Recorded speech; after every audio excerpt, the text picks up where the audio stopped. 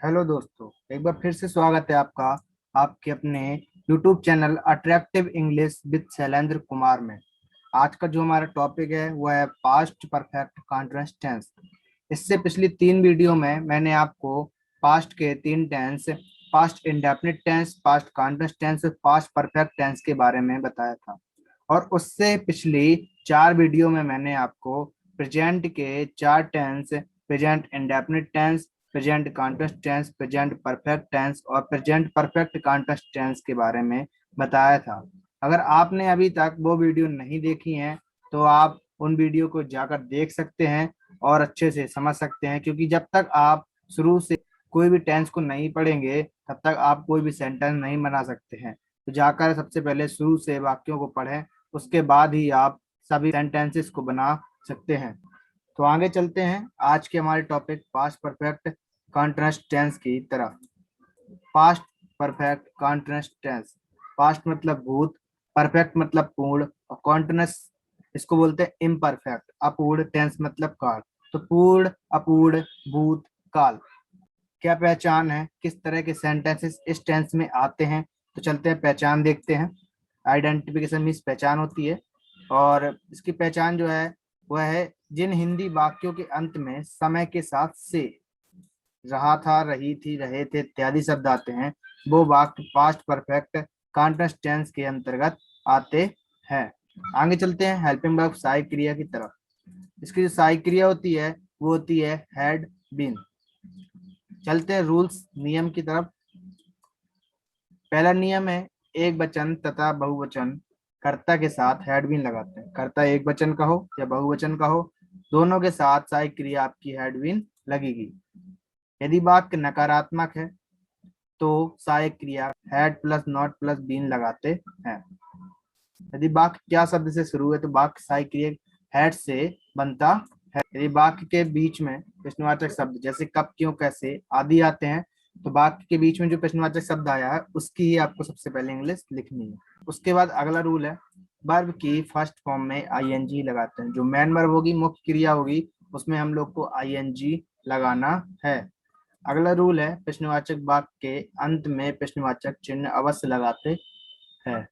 अगला रूल है निश्चित समय के लिए सिंस तथा अनिश्चित समय के लिए फॉर लगाते हैं। आगे चलते हैं और देखते हैं सिंस का यूज कहाँ पे होगा और फॉर का यूज कहाँ पे होगा। सबसे पहले देखते हैं सिंस का यूज। सबसे पहले बजे, 1 बजे, 2 बजे, 3 बजे। तो एक निश्चित समय हो जाता है कि 1 बजे से वह पढ़ रहा है, वो 4 बजे से पढ़ रहा था, वह 5 बजे से पढ़ रहा था। तो एक निश्चित समय हो गया कि ये 1 बजे, 2 बजे या 3 बजे से पढ़ रहा था। दूसरा है मंडे टू संडे। सोमवार से लेकर रविवार तक के बीच में अगर कोई भी समय आता है तो उसके साथ सिंस लगाते हैं। उसी प्रकार से जनवरी से लेकर अगर दिसंबर के बीच कोई समय आता है तो आपको सिंस का यूज करना है। उसके बाद है 1970, 2080, 2021, 2020। मतलब कहने का अगर कोई भी फिक्स एक सन आता है, ठीक है, तो उसके लिए भी हम लोग को सिंस लगाना है। मॉर्निंग टू नाइट, सुबह से लेकर रात तक कोई भी पहर अगर आपको मिलता है बाकी के बीच में तो आपको सिंस लगाना है। उसके बाद यस्टरडे मतलब बीता हुआ कल, डे बिफोर डे मतलब कल के पहले, परसों, ठीक है। अगर आपको ये भी वर्ड मिलते हैं तो आपको क्या लगाना है, सिंस लगाना है। चाइल्डहुड बचपन से, या बर्थ मतलब जन्म से, अगर चाइल्डहुड या बर्थ भी मिलता है तो आपको सिंस लगाना है। उसके बाद है डेट डे मतलब उस दिन, कोई निश्चित दिन या कोई फिक्स डेट है तो तब आपको सिंस का यूज करना है। आगे चलते हैं फॉर की तरफ, वो देखते हैं फॉर का यूज कहाँ कहाँ होता है।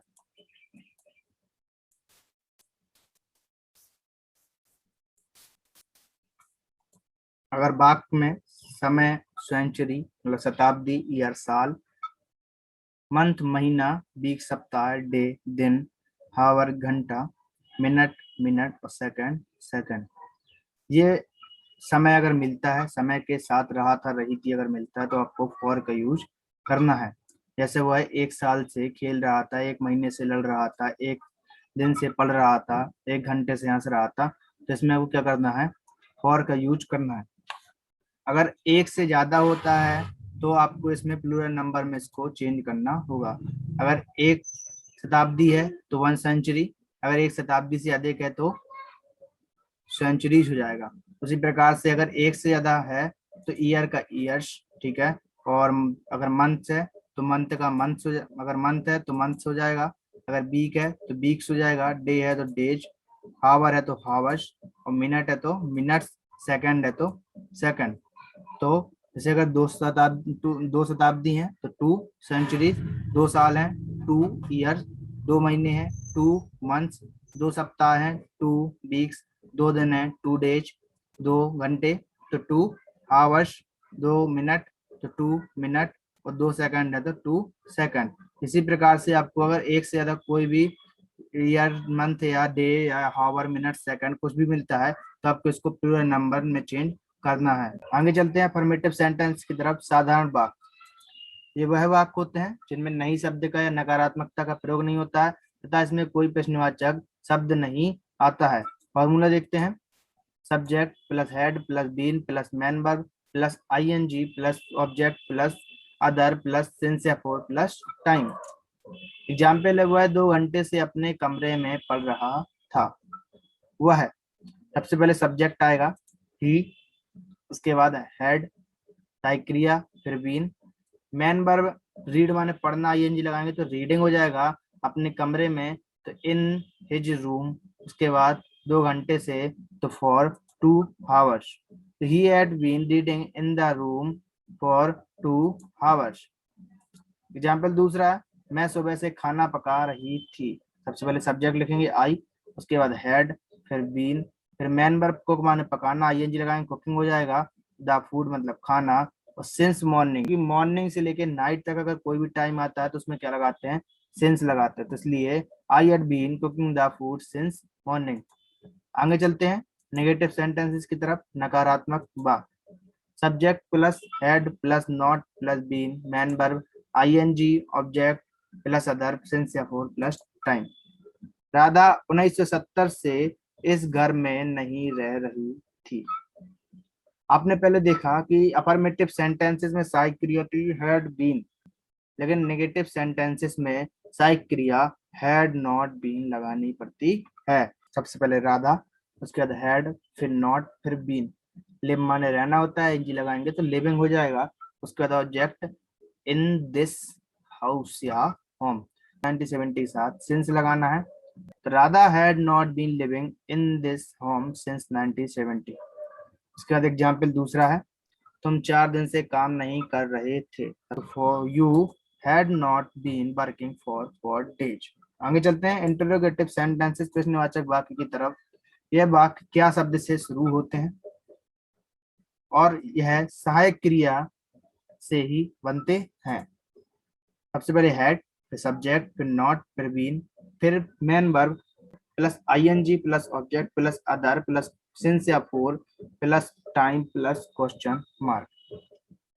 एग्जाम्पल है पहला, क्या तुम सुबह से राम के साथ लड़ाई कर रहे थे। सबसे पहले हेड आएगा, फिर तुम हो तो यू आएगा, फिर नॉट, नॉट इसमें है नहीं तो नहीं लगाएंगे, फिर बीन, लड़ाई करना फाइट मीन्स होती है, आईएनजी लगाएंगे fighting, object with Ram since morning, क्योंकि सुबह है और सुबह से लेकर रात तक कुछ भी आता है तो क्या लगाते हैं, सिंस। उसके बाद आएगा क्वेश्चन मार्क, तो had you been fighting with Ram since morning, क्या वह 3 दिन से तुम्हें गाली दे रहा था। तो सबसे पहले आएगा हेड, फिर उसके बाद ही, नॉट नहीं है तो नहीं लगाएंगे, फिर बीन, गाली देना अब्यूज मीन्स आईएनजी लगाएंगे अब्यूजिंग, यू 3 दिन से निश्चित नहीं है, 3 दिन कौन से हैं तो फॉर 3 डेज, तो had he been abusing you for 3 days. Double interrogative sentences, दोहरे प्रश्नवाचक वाक्य। फॉर्मूला है question word plus had plus subject plus bracket में not plus been plus main verb plus ING plus object plus other plus since या for plus time plus question mark.